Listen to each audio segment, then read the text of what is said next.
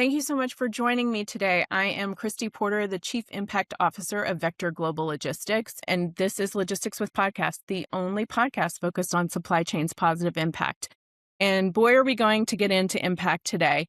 I have old friends, new friends. If you've been around this podcast for a while, you know that this is an issue I'm really passionate about. And so I am delighted to bring all these experts, their expertise, their individuality, their experience to the conversation. And for those of you who are unaware, January in the US is National Anti-Trafficking Awareness Month.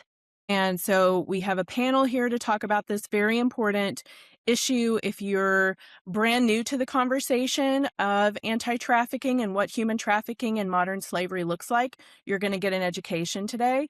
If you have been around this world for a while, like some of us have, then you're still going to learn, you're still going to grow. And I promise that you will leave this conversation with new questions, fresh insights, and I hope you'll connect individually with our panelists afterward and be open to this idea. It is still, here we are, 2026.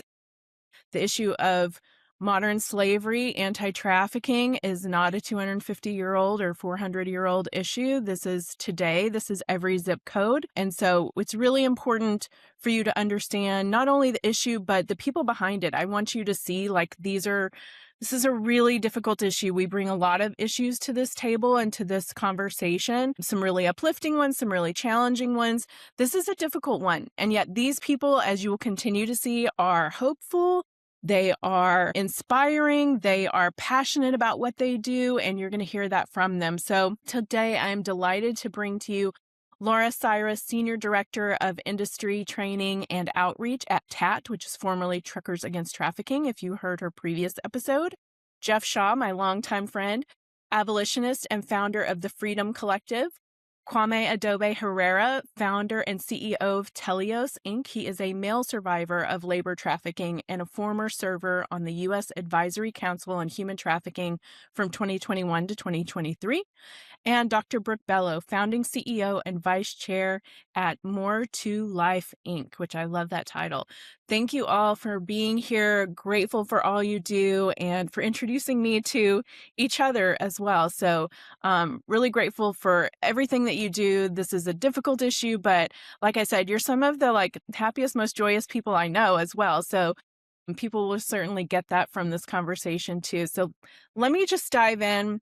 I'll call on you one at a time, but how did you become aware of this issue, part one, and then how did you become involved? So Laura, I'm going to start with you. Great. All right. Jump in. So I'm going to try to keep it brief. I, had heard about human trafficking, but I was an undergrad at Michigan State University and I was studying criminal justice. And I didn't actually hear anything about it in my coursework. It wasn't until I went to see a missionary present on her work, actually overseas in Greece, was mostly the topic of her presentation that I went to see.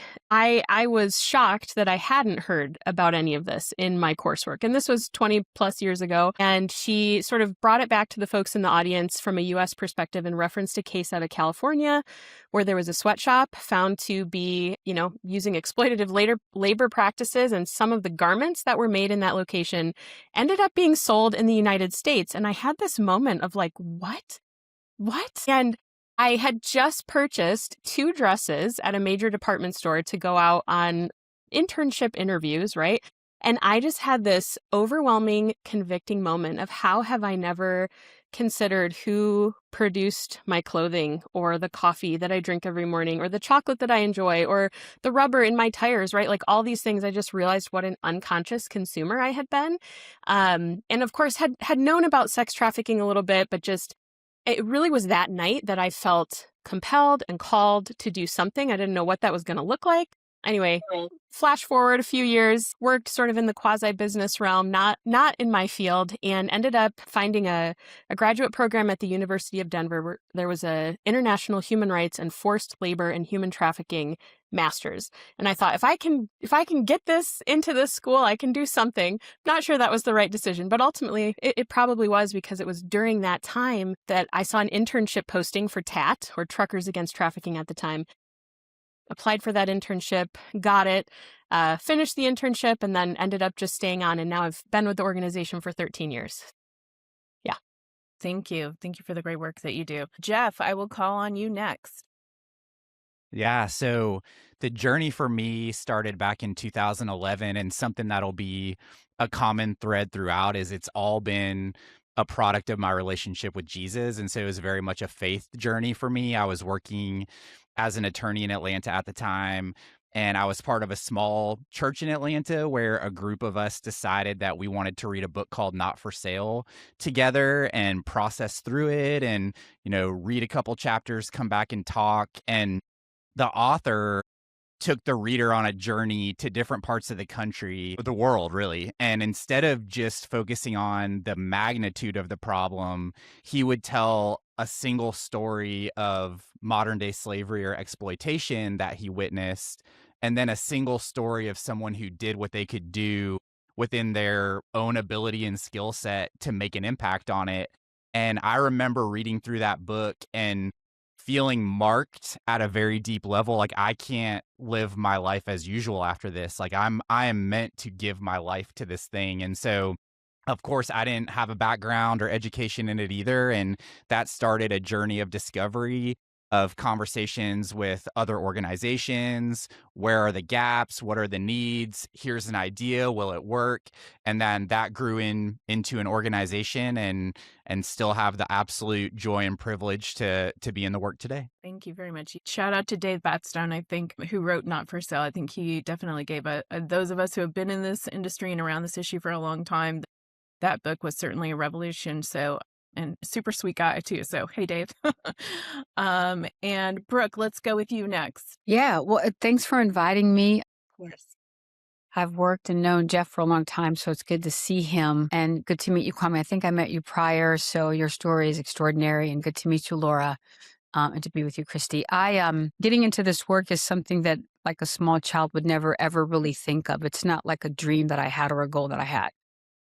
Obviously, as a kid, I wanted to do everything: be a scientist, a doctor, a writer, an actor, and anything in between. Big visions and big dreams. And so I think that being a human trafficking survivor leader, for lack of a better term, I like to say victim to survivor, survivor to thriver, thriver to champion is the coined phrase. But I didn't know I was a victim growing up. I didn't know there was an issue of human trafficking. I didn't know any of this, or labor trafficking, all the different forms. And so, having lived past it, I call the other side of pain, I was indoctrinated into this idea around Los Angeles as an actress who was crashing and burning in substance abuse addiction and therapy. I went from being rescued to 8 months later booking my first acting job. So, with all of those funds and absolute healing and pretending that nothing had happened to me my whole life in this sort of massive sort of bust that was done by law enforcement, I just pushed it down. And I got born again. I didn't grow up in church. And my pastor was so amazing. Between her and Pastor Jack Hayford at Church on the Way in Van Nuys and Dr. Bam in Inglewood, I started this healing journey. And to make a long story short, as an actor, I was invited to parties and events, and I started to see things that looked like what I had went through, but I couldn't really identify it. I just thought those youth look really vulnerable, and I was still a youth myself, but I wasn't a minor anymore. And that led me through just a revelation of freedom and justiceness and what that looks like. And I just saw vulnerable youth, so they started to move in with me. And I felt like the Holy Spirit was saying, there's more to life. And so I ended up leaving a very successful acting career that was kind of stolen from it because of the mental health issues I had at the time. And I started to just dive full in to this issue around labor, trafficking, domestic servitude often, and forms of self-trafficking and all the different names that we've called it through the years. And that's kind of where the journey began. Thank you. Yeah, no, thank you for having us. I'm just very grateful to be here with all my friends and that I worked with in the past and continue to be working with. Man, where do I begin? I became aware of this situation like when I was in college. That's when I began to realize what is going on around me. It's very much an evil force that's is at play here, and human beings are being used for the purpose of money for somebody who has gone through it. I never really knew that I was what I was going through. So therefore, I just kind of ignored it and went to college and just hoping that everything would just stop. I would just forget about it. But that wasn't the case. I was being drawn back to it. Was calling me to this movement to bring light into the darkness that is plague our country and across the globe. To be a shining star and trying to break through that darkness. And it said, this is happening here, and it's also happening to boys and males. And you are given opportunity to show the world that we have to stop. This evil needs to stop. This evil has to stop. And that was the beginning of my introduction to this movement. Because for a longer time, I was running away from it. I was running away from this movement. I didn't want it to be part of who I am. I didn't want to be attached to it. Because after going through it, it was so painful. And I just want to forget about it. I want to move forward. I was keep drawing back to it. I keep coming back to this movement so I can help others to see the light, to give them a second chance. That's how I began this. That's how I got involved in this movement. Thank you. Thank you for sharing. I would like to call attention to the fact of 5 individuals right now talking very different backgrounds, very different circumstances, very different ways of life.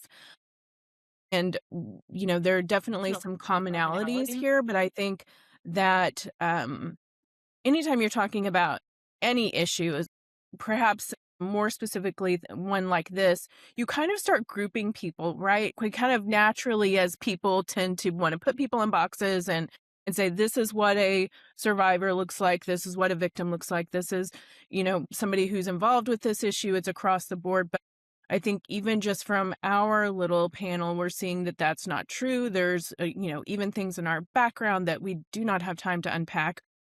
Perhaps I'll have a therapy podcast at some point, but we all have things that brought us to this issue, both personally, professionally, things we've heard of. And then I think, Kwame, what you said is kind of something that probably maybe Laura and Brooke and Jeff can relate to as well, is kind of that drawing factor. My mom once asked me, this is a really difficult issue. How do you stay involved in learning about this and putting yourself in the middle of this? And I said, I think that's how you know you're called to be in it, because it isn't something fun to learn about at all. And it is a difficult situation, and it is a hard walk for a lot of people. And I'm, very on the outside of that. And so I think all of you have been called to it in one way or another, in different paths, how you got here. Let's also set the stage for a second. One of you, anyone who feels more equipped at the moment, there are a variety of statistics on how many survivors there are, how many people are trafficked, whether it's U.S., internationally, sex trafficking, labor trafficking. Does somebody want to give us some of the current statistics, just so people can understand what a wide-ranging issue this is, not only the number of people involved, but the amount of money involved? Brooke, go ahead. I'll give one short one because I'm sure everyone has one. And then Kwame, your voice is so amazing. You probably need to speak even louder, um, so I can hear everything you're saying. It's Okay. So John Cotton Richmond, former TIP ambassador, he's a colleague and a friend, and I'm sure we all know him well. He gets around. He put out a report through the Atlantic Council, and the idea that less than half of 1% as relates to victims of human trafficking are identified. And I think that before we transliterate into data, I think here's the thing that the public should always understand, that data is confrontational because ultimately we don't actually have finite numbers, because there are so many unidentified victims. There's so much underreporting. And even in some of the work with Free the Slaves and Bukini and some of the stuff we were doing in Asia and in Europe and Africa, there's so many people that have such a different understanding and a different number. But if we just think about that, the data, the one that I will give again, is less than half of 1% are identified. That gives everyone the idea that there are people born into all forms of human trafficking, labor, domestic servitude, and physical sex trafficking that don't have birth certificates. and are unknowable humans based on bureaucratic record. Thank you. Brooke, that was beautiful you said. I mean, you couldn't say any better. I agree. I agree. And even to your earlier point, Brooke, of people who may be in those situations but not even understand that they are, which is another difficulty. Anyone, Laura, Jeff, Kwame, anything to add there before we move on? I mean, I'll share, this is probably a well-known, some well-known statistics.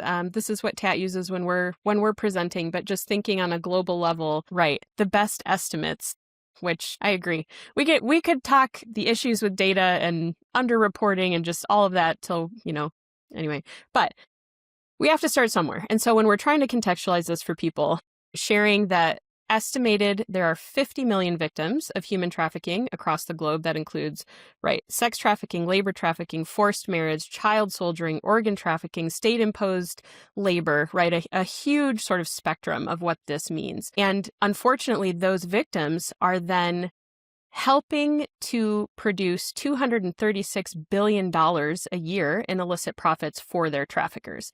So this is a hugely profitable business, if you can call it that, for so many people. And we have to remember that it's a crime of power, control, and greed, which I know we're going to get into. It's just, it's unfathomable when you think about those numbers. And I think, Brooke, to your point, just trying to distill it down, we talk a lot about the power of one and just the understanding of not only what one person can do, but what will it mean when one person is brought out of this, when one person is able to survive and thrive. And just the difference that can make on a personal level when you know someone. Somehow the numbers, they're still meaningful, but it's different when you can sit face to face with strong people that are overcoming this situation and understand this is so much closer to any of us than we really want to believe. It's easy to sort of get lost in the 50 million number, but bringing it back to the power of here's this one person that has made it out and has overcome, and just the power that has to then become a ripple effect. If you look at the data with Walk Free, you'll see that it's 200 million if you look at that other number, which deals with different forms of child labor. And that was a data that came out beginning of last year. And then that 50 million at one point was 60 million. So as we say, it's probably following the podcast. There's really given a couple links so that people can actually look at different reports and try to wrap their head around it, because I think ultimately it helps the issue to have a clear picture. And then where are the gaps in our undulating misunderstanding of how someone vets in whatever nation that number. Thank you. Yeah, and recently I heard from the Bureau of Justice Statistics. They said that 36% of labor trafficking are males. I mean, that's staggering. I mean, that is just what we know. I mean, it's what we know right now. What about those who we don't know anything about? I mean, we know this number is bigger than that. It just, we don't really have full understanding of how to find them, how they can come forward to self-identify. Therefore, these numbers, as good as they are, they don't do justice. It's don't do justice to what we are trying to do. Yeah. All right. Thank you. I'm curious, let's talk a little bit deeper into each of your expertise, which is also varies greatly in each experts in your own field. So Laura, let's start with TAT. We've of course got a logistics with purpose. So we'll dive into a little logistics here. What does human trafficking look like, particularly within logistics and transportation? Everybody listening here, most of us have a car, we're driving around, we've seen the truckers, we've asked them to honk at us, the whole thing. So what does that mean and what does that look like? Will you kind of put some fresh eyes on human trafficking and logistics and transportation? Sure. So we know, both labor and sex trafficking, there are opportunities for folks in this industry to intersect with victims of both of these types of crimes. So from labor trafficking perspective, even across North America, which we know and we can get into, that is happening here, which I think still shocks people. It's taking place in farms, factories, construction work, domestic servitude, bars, restaurants, all kinds of different job sites where truck drivers may be delivering or picking up loads. They may have an opportunity to see these potential victims in these locations. Would they know what to look for? Would they know what some of those red flags are? From the sex trafficking perspective, we know that traffickers are going to take their victims wherever they can to make money. And where are they going to take them? In places where they know there's a demand for what they're selling, and that is the demand for commercial sex, which we cannot ignore as one of the things that is, the thing that is fueling the issue of sex trafficking. And so from a male, predominantly dominated industry, we unfortunately see that these traffickers are taking their victims to rest areas, truck stops, hotels, motels, city streets, places of business. Again, areas where, from a local driver perspective, these folks are operating day in and day out and have an opportunity to see these red flags and to intervene for these victims. As it relates to professional drivers, they are seeing this potentially coast to coast, from rural cities to urban areas, suburban areas, everywhere in between. And again, have an opportunity to be that person in the right place at the right time if they just know what to look for and what to do. Thank you. Yeah, from the abolitionist lens, what are some of you've been training people for 2.5 decades on this, including me. So in having conversations, we hope conversations are evolving, but there's still a lot of conversations that, as we've discussed here today, just an awareness of this is happening and we want people to know that. But what are some of the misconceptions about trafficking that you're still coming across that you'd like to address here? Well, I think the starting point for me and for many, it's over there, right? I live in a developed, quote unquote, civilized nation with lots of education, lots of opportunity. So if I want to make a difference, I've got to move over there. And of course, as anyone on this call or episode could attest to, it's also happening in my kid's school. And it's happening in church pews, and it's happening down the street and in the hotel and at the massage parlor and all over. And so that's one thing, because if you can put it over there, it can neatly be outside of your reach, right? So the second thing I would hit on is I can't make a difference. I just heard 50 million, I heard 60 million, I heard more, and whichever million it is, I can't make a difference. But I love what we've heard already, which is we do make a difference, a life at a time, a system at a time. And something that is a compass for me is watching the abolitionist movement in the transatlantic slave trade, things that were so embedded in economics, society, class systems, even religiously perpetuated. No one would have ever said, oh yeah, that can be abolished. And yet it was. And so I hold that out when people say, oh, well, we're always going to have trafficking in our midst. I refuse to believe that, because I want to live with the hope that we can make the difference one person and one system at a time. And then the last one, which I think is valid, is a lot of people think it's too dangerous to get involved. And, you have to hold this carefully, because there are certainly a million ways you can make an impact very safely, right? And then there are ways you can get involved that you assume a higher level of risk. And within all of that, you can do it well with training, with people who are not just running out willy-nilly doing whatever they think they should be doing, but they've taken the time to learn, develop a system and a process, and create a way for you to engage in that at whatever level fits your personality, your abilities, your time capacity. And so, yeah, I would those three things. It's not just over there. You can make a difference, and it doesn't have to be dangerous, but it can be if you want it to.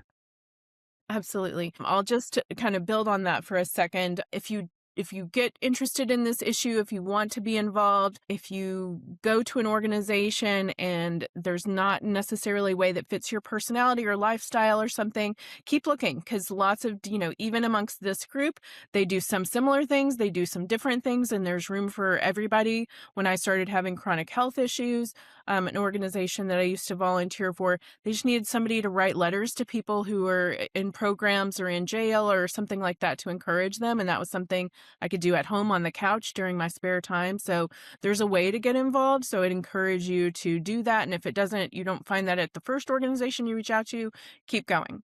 And Christy, if I can piggyback on that, what I know about the four faces on this screen is if you reach out to us and what we do is not your fit, I will happily point you you don't have to go wild goose chase. I will happily refer you, because a win for any of us is a win for all of us. Amen. All right, Brooke, let's talk about, we've already, just in our short interview so far, we've talked about kind of misconceptions, preconceptions, what people think of as a victim or even as the issue. I know for a long time, the thing that I kept hearing over and over again was just sex trafficking. So even learning about labor trafficking was sort of a new side of the issue for me when I started learning. Of course, like many issues, there are people who are more vulnerable, whether it be gender, whether it be socioeconomic, whether it be location. What does some of the training look like when you give these talks as far as gender vulnerability, systemic inequality? What should people be on the lookout for, and what will be surprising to them? Yeah, I think part of my issue, and Jeff knows this is not really an issue, that I'm a bit of a wild card and I'm extremely passionate and I'm such a follower of the Lord that I deal with sort of hard content and things around mental health and awareness of the atmospheres we're in. And so the root causes of the issue. What are the root causes? Because that's where we can prevent it. But I'll say this, in connecting sort of sex trafficking and supply chain and understanding then what we do.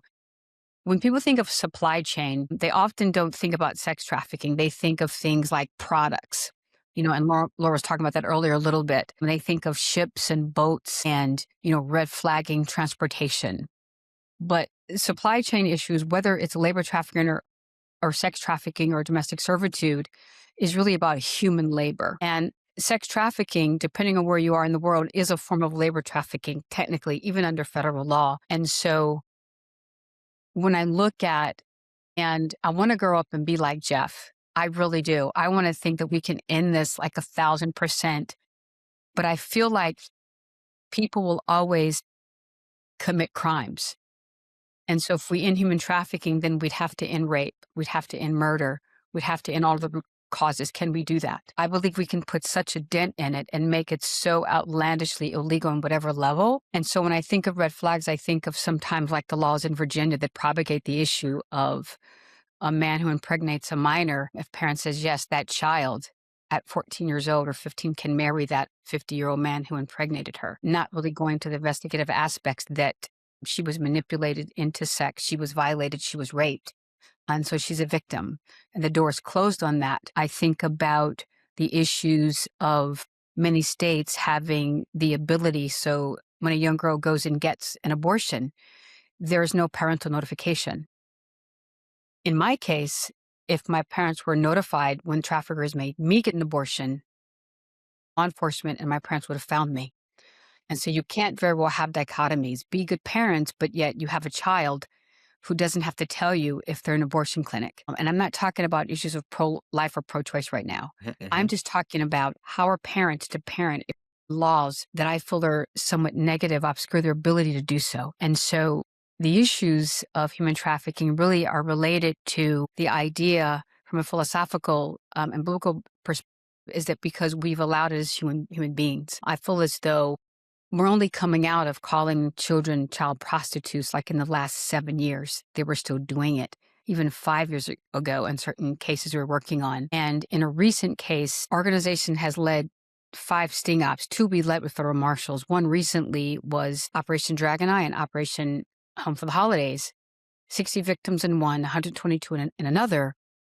And the stories of some of these youth are so extraordinary still today. And if you have a youth in a home, root cause, violated by dad or stepdad or brother, but mom says, I had no idea, yet it was going on for 2, 3, 4, 5 years. What is that?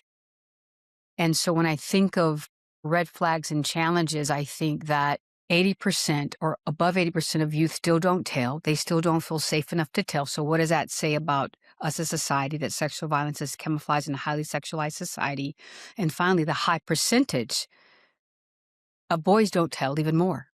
And so what does that say about the continuum of care and the awareness within cultures and families that would limit a child's ability to even understand that they're a victim in the first place, not just 10 years ago, 15 years ago, but here, 2026. And so I guess the last thing would be that so many red flags, especially with OSEC, online sexual exploitation of a child, or even the propagation into labor trafficking online. And so some of the safeguarding around that and this propensity and ability that people still don't realize who their friends are as relates to social media and really how to protect themselves even still. And so this and all the issues of mental health, we have our work cut out for us. And I hope to God I answered your question. You did, and I appreciate your wild card status. I'm here with you. Love it. Thank you. We've talked a lot about the issue and some of the warning red flags, things like that. Thank you for that, Brooke. I want to also talk about, again, as I mentioned, you're all very joyful, hopeful human beings and are passionate about your work. So I want to also talk about prevention, healing, and what's working. Kwame, a couple things for you. First, we have lots of employees, employers, contractors, those people listening in. What are some of the warning signs that people should look out for? And let me start there and let you answer that first. Yeah, and there are different ways and different warning signs. There are one doesn't fit all. Personally, I can just tell you now, I mean, as a child who was trafficked, domestic, I was domestic servitude. As a young, I was only 7 when this happened to me. I didn't have the word to describe what was going on with me. Nor do I have the language to say to anybody, hey, this is happening to me. And so the only visible signs that anyone could see was the fact that I was acting up at school, the fact that I was malnourished, the fact that I'm coming to school all dressed in, jeans and sweatpants and whatever, and sitting in a corner, isolated by all these others, tell a sign of like, oh, there's something wrong with this child. What can I do as a teacher to help this child? Was really the only way for anybody to notice what was going on with me. And so for anyone for an adult, that would be a different sign, and that would be something that's completely different for that person for us to recognize. And so it's just one doesn't fit all. And there were 4 of us who were being trafficked by my uncle, and all of us, showed different signs of trauma, different signs of how we are dealing with this pain.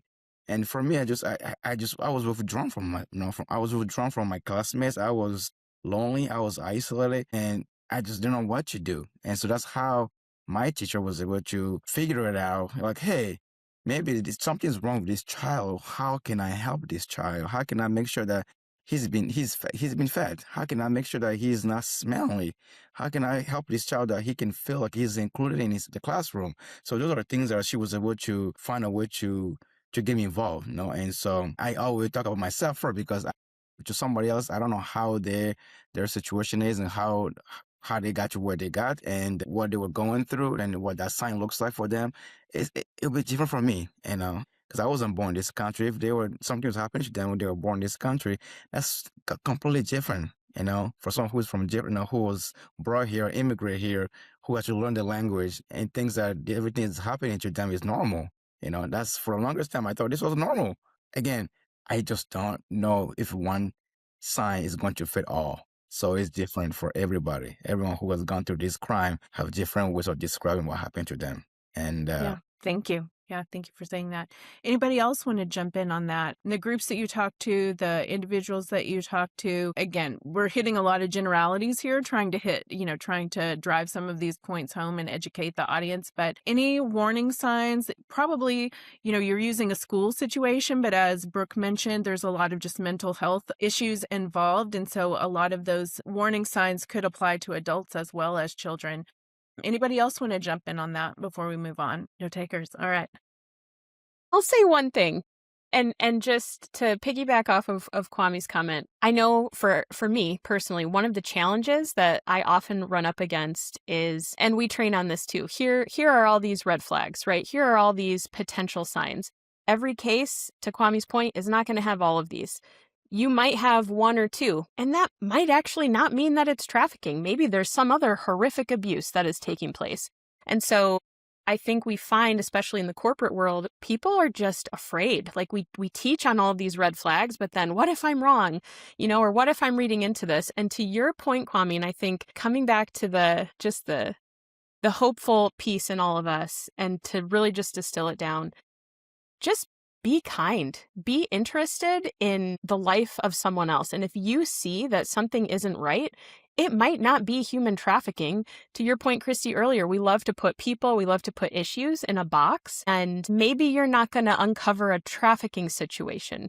Let's hope you don't. I mean, if it is, let's hope you do. But I think the point is just operate from a level of kindness and compassion and just genuinely being interested in what is going on in other people's lives. And if you see someone, whether they're a stranger or someone you know a little bit more intimately, and you see something that's going on, just as gently and as genuinely as you can, press into that. And hey, can I help you? Can I buy you something to eat? Can I get you a drink of water? I noticed, you were late, or X, Y, or Z thing if it's an adult, right? It seems like you have stuff going on at home. I just want to let you know I'm here if you want to talk about it.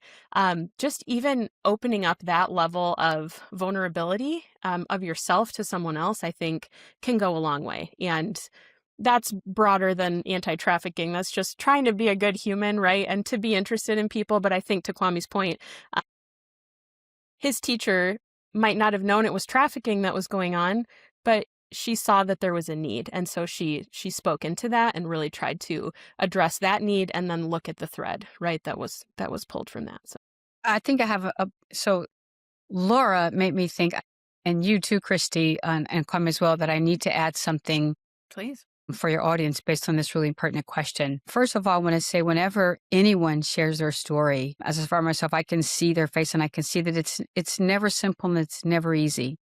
And so Kwame, thank you for being vulnerable, especially as a man. Thank you for that. I see you. I want to say that because there's this journey and roadmap to trafficking, when the grooming stage is taking place and it's not a federal or state or any logistical crime yet, there's so many red flags in the grooming phase. And a lot of those red flags are propagated by some of the things we know. And that's when a youth leaves a lot of their friends and has these sudden new friends that no one really knows who are they and where do they live and what school do they go through. And do you know, are they online friends? Are they real friends in person? I think that that's really, really important. There was a group of young boys, teenagers that were being groomed by, one was a city councilman, the others were businessmen, and they started a mentoring group, and it seemed very normal. And parents didn't know. They go to this mentoring group, and they come home, brand new Jordans, brand new iPod, brand new stuff. But they had a good time. And when they got to this other exacerbated manipulation, they had taken them to a hotel room. That was when the first touch happened. But the boys didn't say anything because they didn't want to lose the stuff. But the parents looked back, hindsight is 2020, and they saw some behavioral changes. So to Kwame's point, there are behavioral changes that parents really need to look at.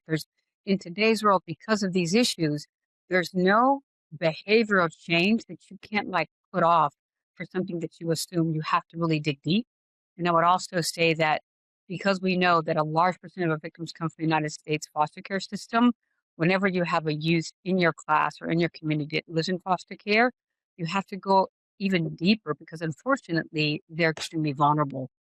Last thing I would say is whenever a school counselor or an individual knows that a child has already been sexually violated, which sometimes is documented, or they've been molested, or they've been raped, they are highly more, that over 80% of victims are sexually violated as children. And so when it comes to sex trafficking, labor trafficking is different, but there's still abuse there. And so that there's already a heightened sense when you have a very vulnerable child. And then obviously they're often in juvenile justice. We've rescued a ton of kids, over 15,000 in 21 years. High percentage were in juvenile justice and committed programs in detention, and not for trafficking until we discovered it so through a bunch of work and partners. Thank you. Kwame, I'm curious, what are you seeing right now where you feel like with programs, conversations, what's something that gives you hope or helps you see that we're on a better track or that is working well? What's something that stands out for you? Over the years that I've been part of this movement, I realized, a lot of people are getting involved. There has been a lot of emphasis on awareness and training and education, both in the school systems and in the government and the police and all this community. To me, that's the beginning. First, we have to know what's going on. I know sometimes we don't want to see it, but it is happening, and therefore we have to speak about it and make sure people are aware of it. And so that to me is giving hope that more people are talking about this now. I mean, this evil has been going on before I was born. For us to be talking about it, I think is very important, and so that gave me hope to know that here we are, sitting together, having this dialogue. I think this is very important for our audience to be hearing this, for community members to be hearing this, employees and companies to be hearing this. It's very important. They have to see it, they have to know, they have to make sure that they are educated on the topic so that they can go out there and be a difference maker. It can just be us. We all have have an obligation to help each other as a humans, and like we all just discussed earlier, it's all about showing somebody with, the respect they deserve. So to me, that's a hope for me to know that a lot of people are getting involved and are listening and trying the best they can to fight against this evil. So yeah, I'll leave it there. All right, Brooke, same question to you. Prevention or healing models, awareness, what's something that stands out to you that's working well right now? One of the first things that stood out to me was when I met Jeff. I'm like, he's one of the first guys I met that was really passionate. And that's one thing that I look to is men of honor. I'm sure you kind of remember, Laura, maybe you, Christy, where you'd go into rooms and it'd be mostly us gals, us females. And so you see so many more men. And we have a program that we started in 2011, restorative justice and demand education, that's still going strong. And we just created Kingdom Sons, a Legacy of Fatherhood. And we're going into the Glue portal to 140,000 churches as part of 5 curriculums. Why that's important is because it's all about men and prevention, and it's about the legacy of fatherhood and faith. And what does it mean to have healthy sexuality, and can you be in love with one woman? And can you walk in a sobriety physically before God? And is that even worth it? When you think of what some teens are dealing with today. And so I think there's this exciting aspect, Christy, that I love, is that there's more men in the counter trafficking movement. And they're really putting funding and protocol and strategies into it. There's more programs behind prison walls about the prevention around porn addiction. And, we think of Clay Olson. I'm on the board of Consider Before Consuming with this like Elizabeth Smart, Clay Olson, and Maloof. And they've been doing prevention work for so many years. Even I just love this whole idea around prevention and boys and men. And I think some of the stuff around online sexual exploitation, some of the software going into looking at that and preventing that, and the decoy ads and the AI and all of this stuff to like catch a criminal and put them behind bars. I think that really excites me. And lastly, there seems to be more movement around collective impact models for the sustainability when we're working on not just our org, but many orgs are part of a campaign so that we can raise funds for other orgs that are struggling so they can keep doing this work. You have an organization been doing forever, and now they're having funding issues. Like, no, we can't lose them. And so there's this more supportive models to help each other, and I'm really excited about that. Thank you. Laura, in your role, you sit a lot at the intersection of educating companies, connecting with business owners. A lot of these are companies we all know. We may have their tires on our car. We may have their cars. We've heard of them regardless. And you're out there talking to people about this, especially within the logistics industry. What is happening in your mind?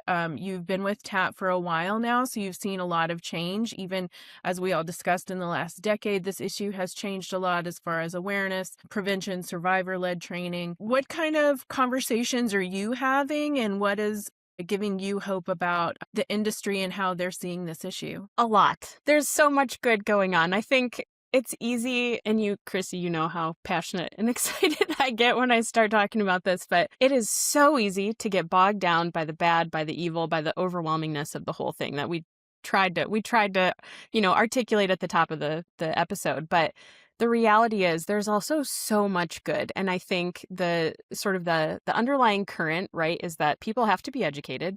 They have to just become aware. It's not that people don't care. It's just that they're ignorant to what is going on and that they can do something about it. And so I think one of the really neat things about what we have seen and what we are trying to do, we talk about collaboration. Just as an example, our coalition build model and our meetings that we bring together a very localized group of stakeholders from industry to government to law enforcement to NGOs, our trucking companies, our truck stop partners, some of those manufacturers, right? And we bring everybody in and say, look, y'all are in the same area. Here's what's going on in a local context for you. You're hearing from law enforcement, you're hearing from a survivor leader sharing their perspective. And then the idea is, okay, we need to collaborate.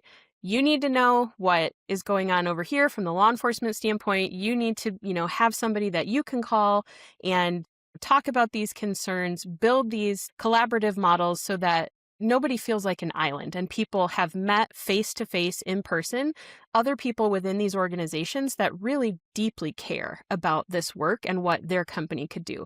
So that's one thing. The other thing that's been neat for us over the last several years is seeing, and I have a great example of a partner that just did this over the Christmas holiday, really trying to help our corporate partners who are working with us from a, more global or international sort of broad scheme, really distill it down into, hey, partner with some local service organizations that are doing good work in your community and assist them, right? Fund them, help them with different drives or campaigns or whatever they have going on. And so we had one partner who reached out to us and utilized a service provider directory that we have for different organizations all across the country. And I said, well, hey, why don't you, here's a list of some folks that we know of that are doing good work. Check in with one of them and see how you can help. And so they did this whole campaign in this, one little geographic area of their company. And over the course of a week, generated enough products to fill 40 plus bags of supplies to go take to this local service provider. And I think that is what is neat about the work that we're doing and that all these organizations are doing, is that there can be this really highly motivated, highly systematic and global thought around tackling these issues from a systemic level. But then we're also making sure that the local people in those communities are being impacted by this as well and are able to connect with, this company that's doing great stuff. Well, okay, now go do it on the local level too. That's what's really important. And that's, I think, what is really cool about some of the trends that we have seen, and just helping to, be a part of that story is really fun. Very cool. Thank you. And Jeff, as we already mentioned, you are the optimist. What are you seeing right now that brings you hope? And, as we talked about, it's a huge issue. It's a lot to tackle. There's a lot of people. There's a lot of underreporting. And it's a hard issue to be in and day out as well. And so you guys are all bringing light to the darkness for sure. But what is something that stands out to you that's giving you a lot of hope right now? Always the testimonies. When you encounter transformed lives, I mean, I get goosebumps being on here again with Kwame and Brooke, and just being reminded that God is moving and people are not bound by their past or what's been done to them. There's new life available. That gives me a ton of hope. And then just the innovation. I mean, all the things, I think a lot of people are saying, okay, I'm not going to just keep doing things the way I've always done them because that's what I know. What can we do different? What can we do better? What can we do new so that we can actually move the needle? And every organization on here, I've personally followed and watched them innovate, and it's very exciting. And then lastly, I would just say seeing some system wins. And one I'll point out, we're just going to hit every controversial topic on your podcast, Christy, is the issue of pornography. And when we talk about supply and demand, to me, I'm primarily focused on sex trafficking and exploitation, and pornography is training a generation how to view their identity, their sexuality, the people around them. And when children are developing sexual addiction and an idea of their counterparts that is I see you as a sexual object. And then the whole notions of consent and rape culture and harassment and all of these things proliferate. And now we're living in a moment too where people are willing to talk about it as a public health crisis and say, hey, religiously motivated or not, this is not good. This is not good for me. This is not good for my relationship. This is not good for my health. This is not good for society. And so then to see legislation start to pass in states saying we are going to require age verification, not where you click a button saying, yes, I'm 18, but where you have to provide some legal form of ID that establishes that you are in fact an adult. And if not, you cannot access this website. And if these websites fail to do that, then they can be sued. They can be fined by a state agency. A lot of them are just choosing not to do business in those states anymore, which is a huge victory. And that ultimately went to the Supreme Court over the summer of 2025. And the Supreme Court said, yes, these are valid restrictions. And to me, these are system changing moments that we're seeing play out that will, over the course of the next years and decades, make a pronounced change on the issue of sex trafficking.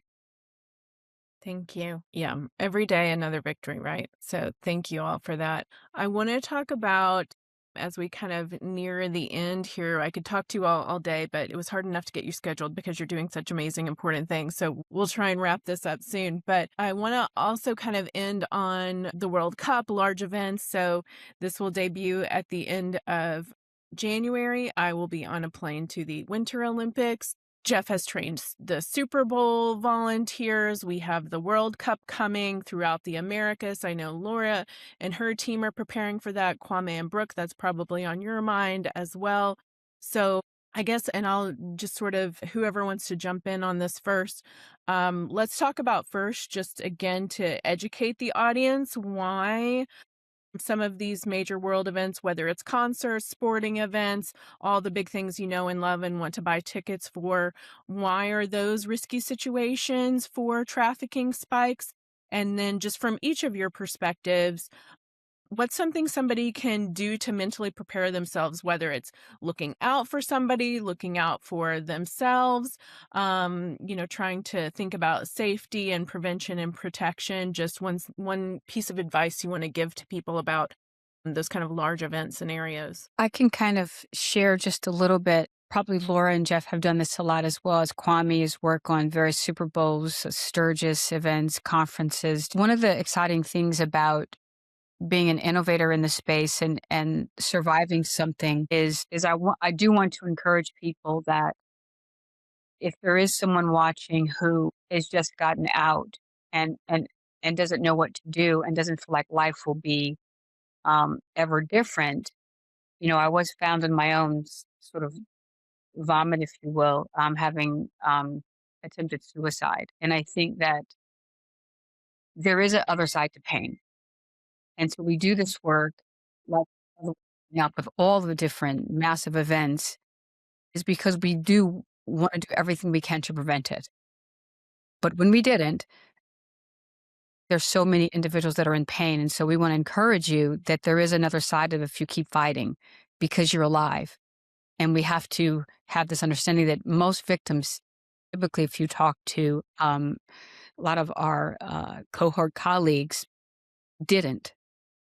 So one of the exciting things in terms of how we address issues around large events is I happen to have 2 U.S. patents and be this innovator, as Jeff talked about. And I never thought I could do anything like that. It was just something that happened through this perpetuation of continued healing, because victims sometimes come out of it with foggy brain. You feel really dense and not smart, not because you're not, but so much has happened to you, just you're not clear-headed at all.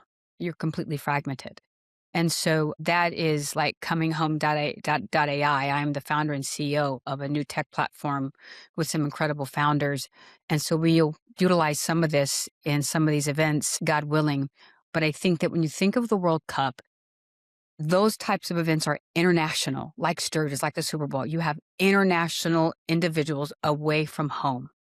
We already realized that that sexual tourism, and I hate that word, that 2,500 men, 2,500%, not 2,500 men, but 2,500% raised in the last decade of men leaving the United States to go to some other country like Cambodia, Nepal, Thailand, or wherever to purchase typically minors like under the age of 12.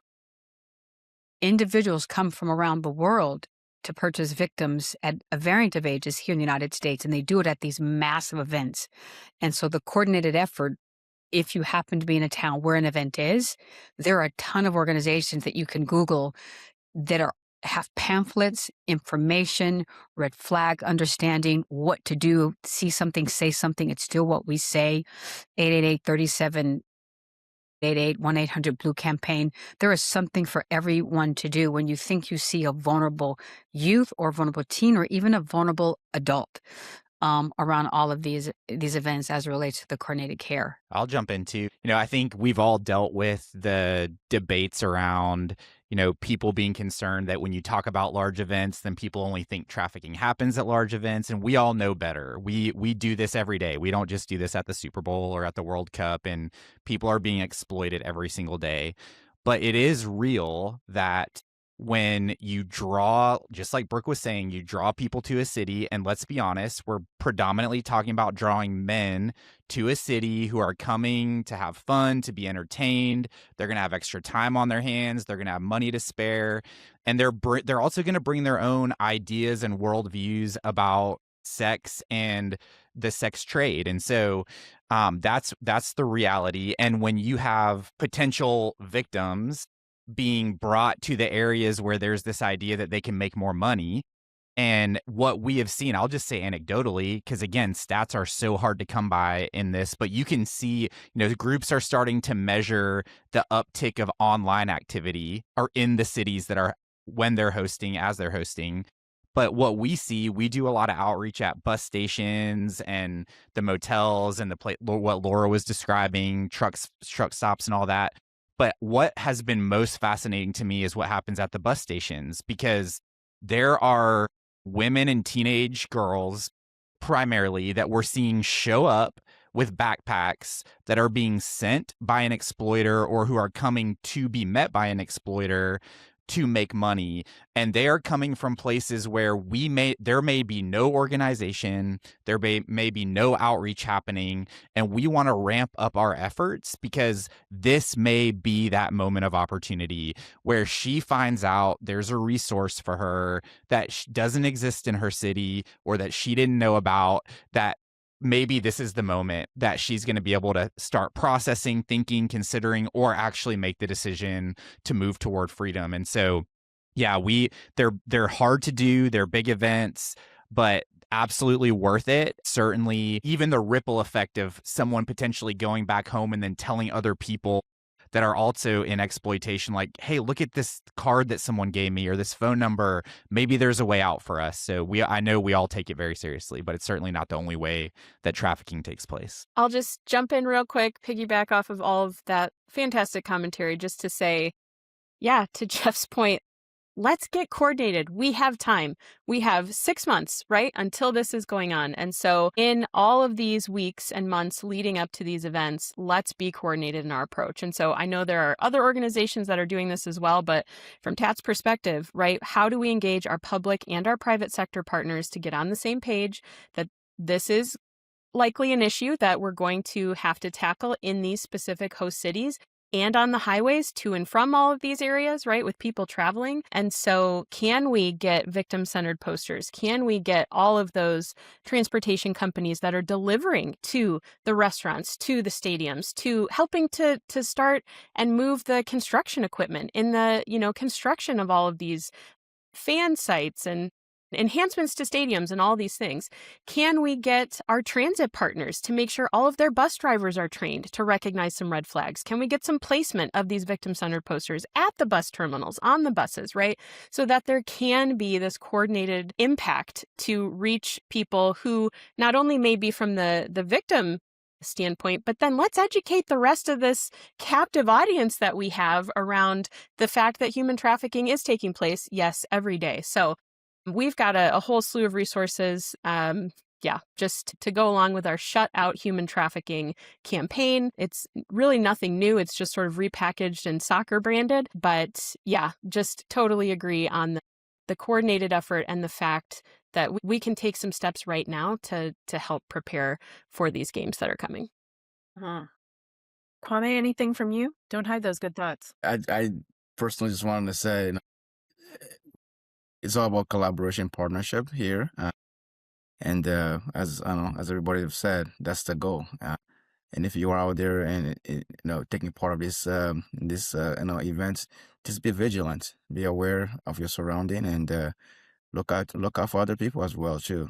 Be that shining lights, while you're out there, and just make sure that be a friend, be a good friend to somebody else if they need you. Yeah.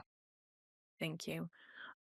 One of trainings many, many years ago, one of the, I feel like, simple tasks we were given was just for those in the US, you'll have to Google if you're outside the US, for the National Human Traffic Hotline, just to put that in your phone. Don't know if you'll ever need it or not, but if it's in your phone if you need it, that is, it's in English and Spanish, available 24/7, 88888, or you can text info at 233733, and we'll put that in our show notes, and as well as just put it in your phone. If you need it, then you have it. If you don't need it, then it's there for safekeeping. But that's a simple thing every individual can do, and would encourage everybody to do that. And like I said, that you can also Google National Trafficking Hotline, and that information will come up at the top for you. Well, I want to give everyone just thank you for all of that. I also, speaking to that in just everyday situations, I'm also more and more encouraged when I pass through airports and see more posters hanging up and things like that. So I love seeing more and more acknowledgement and awareness. But let's kind of, as we wrap up here, I've got a couple final questions for you. And so we'll just spend kind of this rapid fire question, 1 minute each. If you would just kind of jump in and tell me, Laura, I'll start with you again, my constant guinea pig here. What is one concrete action that a company can implement immediately? I'm actually going to give you two, and they'll be very Do quick. First of all, you're a rule breaker, like Brooke. You welcome it. support organizations doing great work. Look up Brooke's organization. Look up Kwame's organization, right? Support these organizations that are doing fantastic work because it makes a huge, huge impact. Number two, assign anti-trafficking awareness training to your employees. I don't care if they're not truck drivers, if they are back office folks, if you're all working behind a computer, there is training out there for you. You do not have to use TATS, but we have all of our materials are free. We have a corporate employee training that we would love for you to assign, as well as a number of, a very transportation niche specific training as well that we would love for you to take and disseminate throughout your company. Thank you. Jeff, what is a mindset shift that our audience can start thinking about today? Yeah, I would just say do hard things. And I think it ties into what Laura was just saying.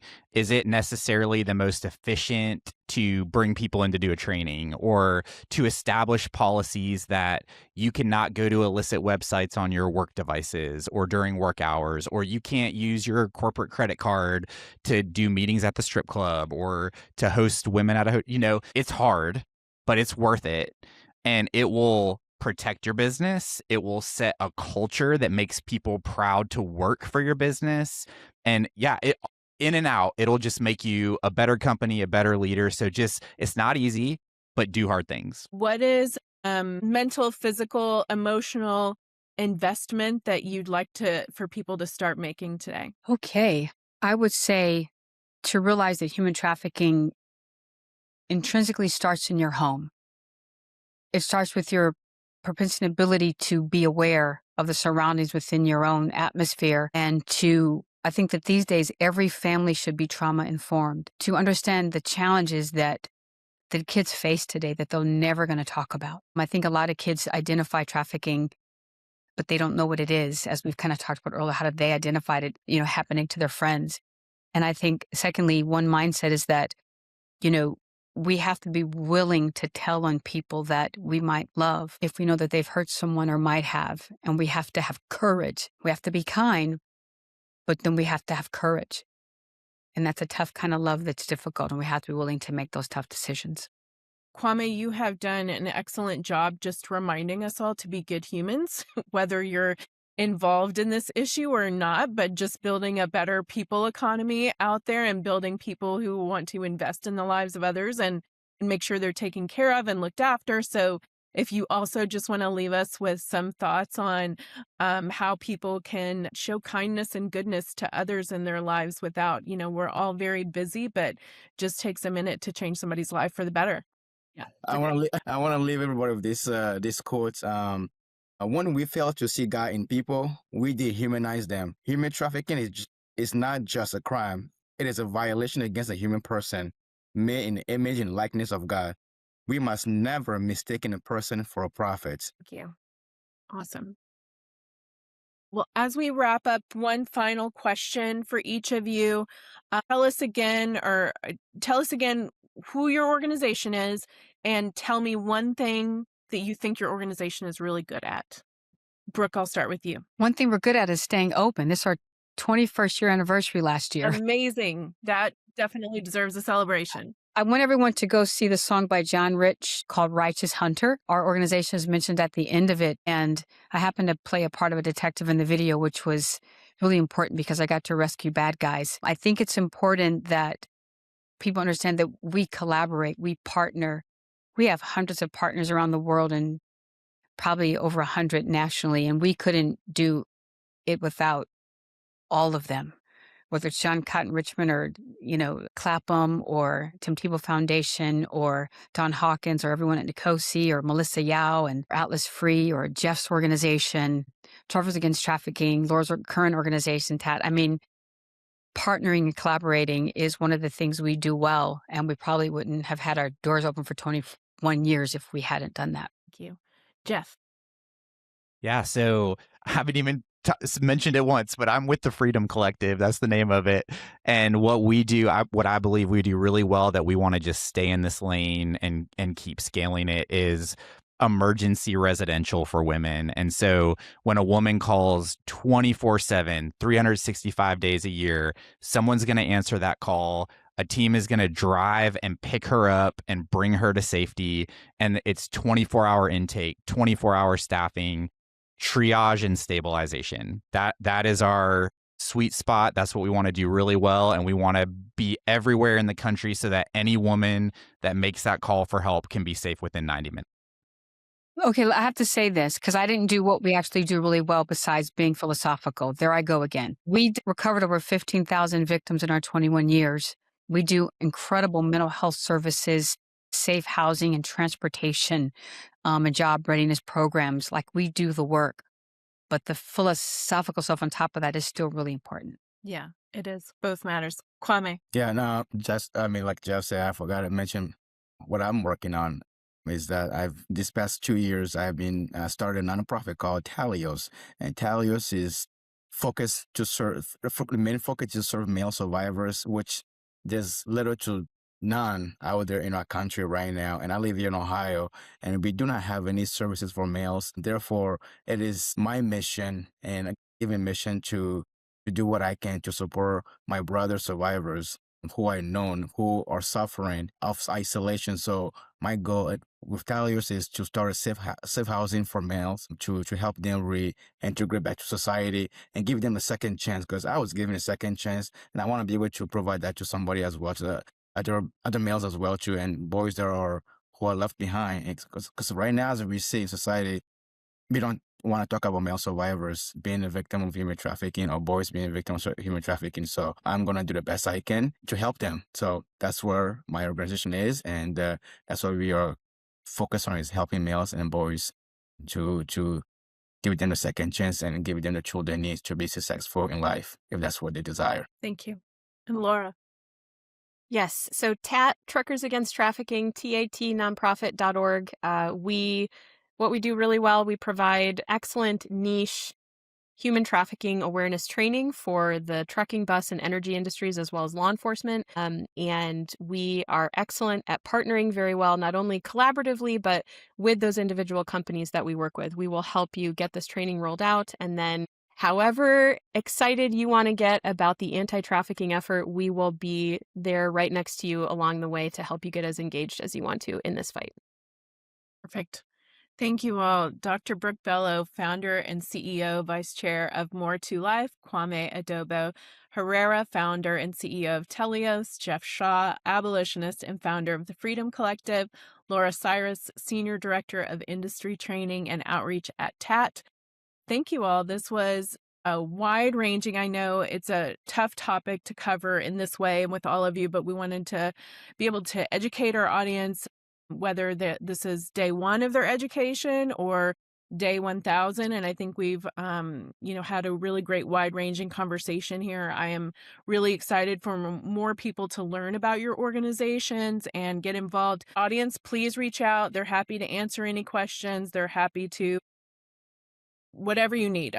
These people are happy to help and point you in the direction of the information that you need or answer your questions, speak at your events, whether they're small, large, anything in between. They're all great trainers as well. So consider that for your team, and just really grateful for the work that you're all doing. Of course, January is the month that we draw more attention to this, but as we've said over and over, this happens every day and in every zip code. And just really grateful for all of you and the things that you're doing, and keep up the great work. And I'm excited for you all to have a great year of abolition ahead. Thanks, Chrissy. Thanks, Thanks, everybody. Bless you guys.